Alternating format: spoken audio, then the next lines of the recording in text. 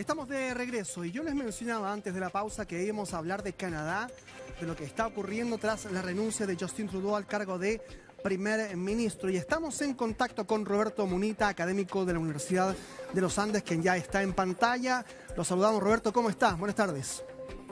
Hola Carlos, mucho gusto. Igualmente, a ver, para que comencemos a explicar un poco cómo es que un líder tan carismático como Justin Trudeau, con tanto apoyo por muchos años, casi una década al mando de una nación que además tiene tintes de ser una democracia muy sólida, muy estable también políticamente, termina cayendo. Y para que también quienes no siguen el día a día de lo que está ocurriendo en Canadá puedan entender este proceso. Bueno, justamente por la solidez que tiene la democracia canadiense, es que un primer ministro puede decidir terminar su periodo y no genera una crisis política, en el fondo. Yo no diría que él cayó. Eso es más propio de los regímenes presidenciales cuando el presidente no llega a su término. Pero en el caso de los regímenes parlamentarios, como el caso de Canadá, España, Inglaterra, etcétera, es normal, es común que los primeros ministros de repente decían poner fin a su gobierno anticipadamente, convocar a nuevas elecciones o permitir, como es el caso de Canadá, que otro líder del mismo partido asuma para mantener la posta y así, de alguna forma, mantener al mismo partido en el poder. Claro, y en ese sentido ya había algunas señales, ¿no? La renuncia de una ministra muy importante para su gabinete, el Partido Liberal también había comenzado a pedirle incluso en algún momento que no se postulara o no se presentara finalmente para un nuevo periodo, y en ese sentido era una crónica de una muerte anunciada, ¿no? Sin duda, estuvo prácticamente una década en el poder y 10 años en el poder, lo sabemos en cualquier parte del mundo es demasiado. Entonces, a mí me parece natural que haya sido así y que el partido, como bien dices tú, prefiera privilegiar mantenerse en el poder como partido y buscar otro líder que pueda encantar más a los electores, porque la verdad es que mal, los electores terminan cansándose de cualquier liderazgo. Y cuesta Claro. mucho encontrar liderazgos tan mesiánicos o tan atractivos que duren muchas décadas en el poder. No es bueno tampoco para la democracia. Y hemos Claro. visto otros casos, insisto, en regímenes parlamentarios como el de Margaret Thatcher o, no sé, hasta hace poco, bueno, Tony Blair y muchos otros, Angela Merkel en Alemania, que también es un sistema parlamentario, que ellos mismos deciden dar un paso al costado para que lleguen otros al poder. Claro, y en ese sentido también la pregunta es, a partir de ahora, ¿qué es lo que espera a Canadá? Porque usted mencionaba al Partido Liberal, que buscará un nuevo líder, pero no necesariamente va a ser del Partido Liberal porque la oposición también está presionando por nuevas elecciones. ¿Cómo se vislumbra el camino para Canadá? Sí, a ver, la verdad es que he seguido la noticia en este día y medio desde que se anunció. Primero que nada, lo que hizo Trudeau es un anuncio. No es, él sigue siendo primer Claro. ministro y se espera que siga haciéndolo durante los próximos 60 o 90 días hasta que justamente el Partido Liberal encuentre un reemplazo.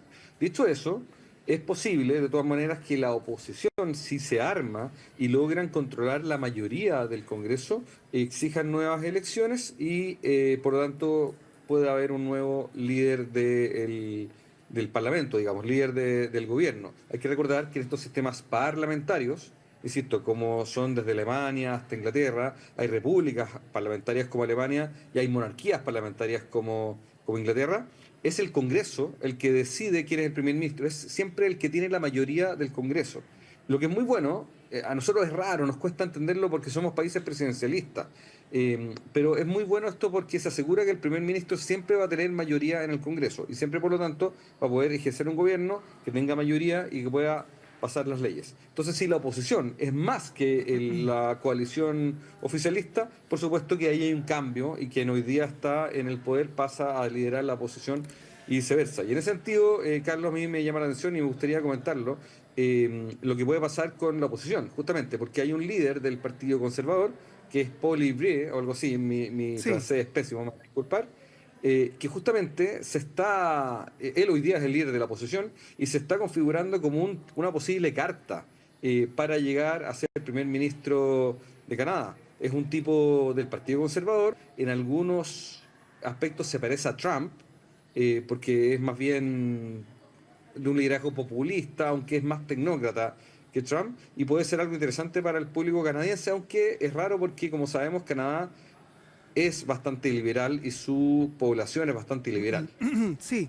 Ahora, en ese sentido también preguntar, Roberto, por la posibilidad de que, así como en otros regímenes parlamentarios, se han generado, especialmente en el último tiempo, algunos conflictos bien interesantes en términos de cómo se genera una elección en España, por ejemplo, lo que ha pasado en el último tiempo, donde finalmente la oposición presiona, incluso gana unas elecciones, pero no logra conformar un gobierno y tienen que volver a hacer una negociación con el propio partido oficialista que venía saliendo, se supone. ¿Puede pasar esto en Canadá? ¿Cuál es el escenario? Puede pasar, pero es menos probable porque en Canadá hay menos partidos de los que hay en España. En España pasó por el multipartidismo.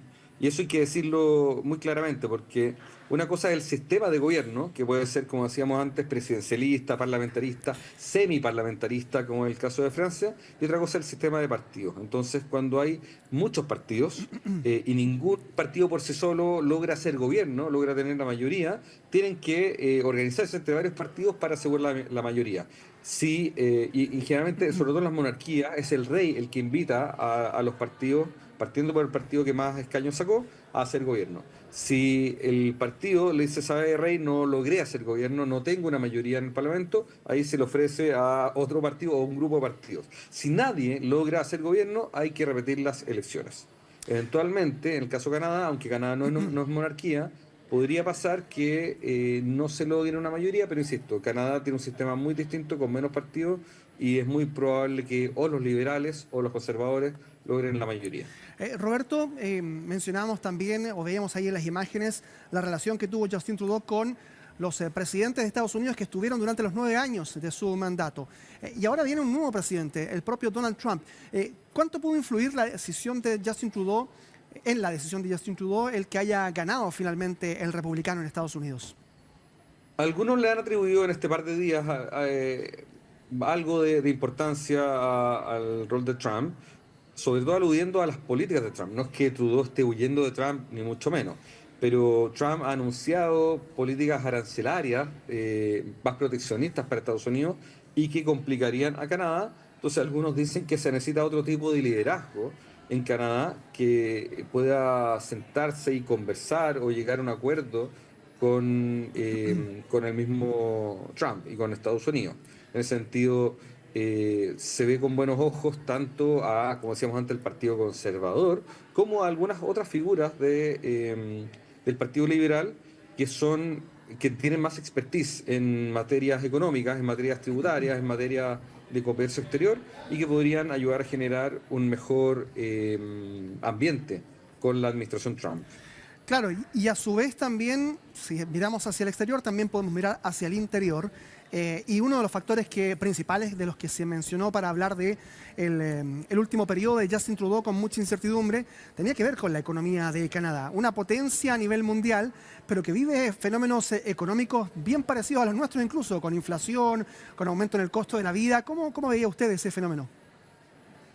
Sí, a ver, hay que decir que yo creo que no hay país que se salve del desastre económico que significó el COVID y el post-COVID en el mundo Sí. entero. Hay países que, por supuesto, lo han llevado mejor que otros, pero a Canadá, tal como al Estados Unidos de Biden, le pasó, eso le está pasando la cuenta. Y de hecho, también se dice que uno de los factores que implicó la derrota de Kamala Harris fue justamente el desastre económico de Biden en los últimos años. Entonces sí, sin lugar a dudas que puede ser uno de los factores. También una prueba de ello es que renunció su ministra de Finanzas hace poco tiempo, una ministra muy bien catalogada, que incluso ahora también suena como posible sucesora Claro.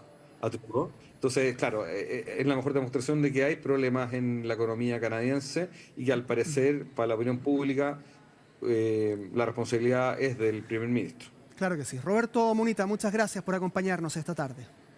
No, gracias a ustedes por la invitación. Un abrazo.